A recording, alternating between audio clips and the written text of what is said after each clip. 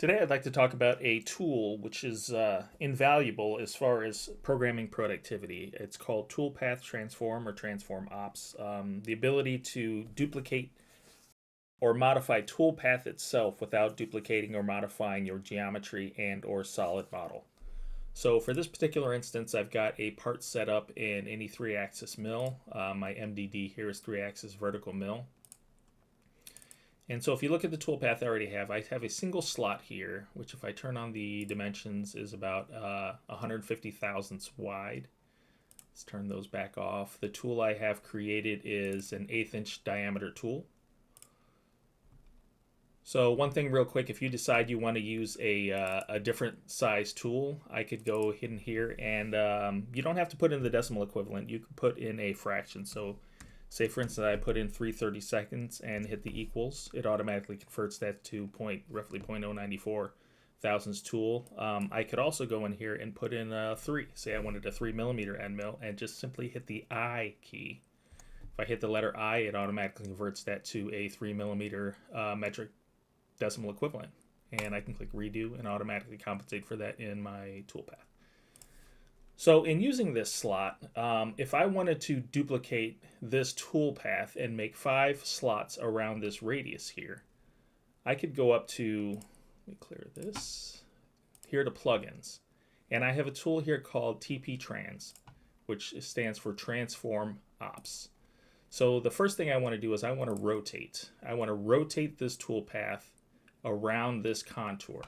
So the first thing I'll need to do is I'll need to know the location for the center of this radius. And the easiest way to do that, I think, is to turn on edge selection, which highlights all the edges of my solid model. I can select that edge, then right click and extract those edges. And then if I click do it, I'm going to close that, turn off. Now I have a piece of geometry along the edge, a radius here on the edge of that solid model. Now, once I have that solid model, I can interrogate this geometry to find dimensions from where it currently lies. So if I'm in my rotate tab here, center, that's horizontal, vertical, and then there's an increment angle there. So to find my center point in my horizontal axis would be X. I'm going to double click in there, highlight. I'm going to hold down the Alt key, which you can see turns my cursor into a little square. And then I'll select that circle, and it gives me the center point of the center of that circle. And I'll highlight my Y, which is my vertical axis, which is Y. I'll hold down Alt again, and I'll interrogate that radius. And it will give me the center point in Y for that radius. I'm going to set up an angle here of 45 degrees, and I'm going to rotate this 4 times. So if I double click on my operation, I can click Do It within my Transform Ops palette. And you see it does rotate my toolpath, but it went the wrong direction. I would like to transform this operation around the other way. So I can simply hit Control Z, which undoes the last step that I've initiated. And I'll just put a -45 in there. And I'll click Do It. And there you go. So I have 5 slots around that radius. I can run my OpSim, rewind, play. Speed that up a little bit.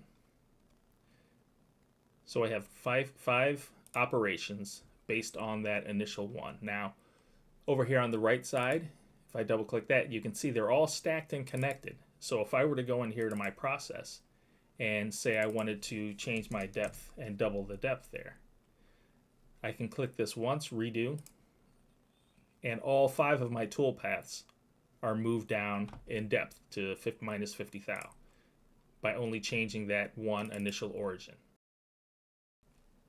Now what I can also do is I can transform an already transformed toolpath. So if I go up here to plugins, I can go back to TP Trans, which is Transform Ops. And instead of rotate, I'm going to mirror. And I'm going to mirror this vertically around Y0. And if I click do it again, you can see my 5 toolpaths are now 10 toolpaths. Over here on the right, they're all stacked. And say I wanted to do that again, and I wanted to duplicate all of 10 of these toolpaths on the other arm of this sample part. I'm going to mirror them horizontally around X0, my horizontal axis X0. I'll click Do It again. And then there you go. I have 20 separate toolpaths there. Well, 20 toolpaths. And then I rewind and watch those go.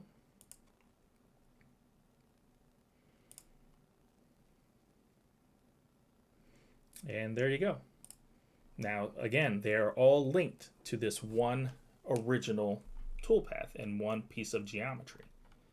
Now, if I did want to separate these, as I said, they're all connected. So again, if I go in here and I want to change my feeds and speeds to 4,000 RPM and redo, all 20 of these operations will be connected. Now, there is a tool that if you go up to plugins, you can break parent-child link. And if you did click this button, which I'm going to do now, they are now all individual, separate operations. So I can go to this operation and change maybe just this one to go minus 100 thou deep, and it will be 100 thou deep. So they're all separate operations now. And hopefully this helps to enable you to be a bit more efficient in your programming, get that toolpath out the door, and that is Transform Ops. Thank you.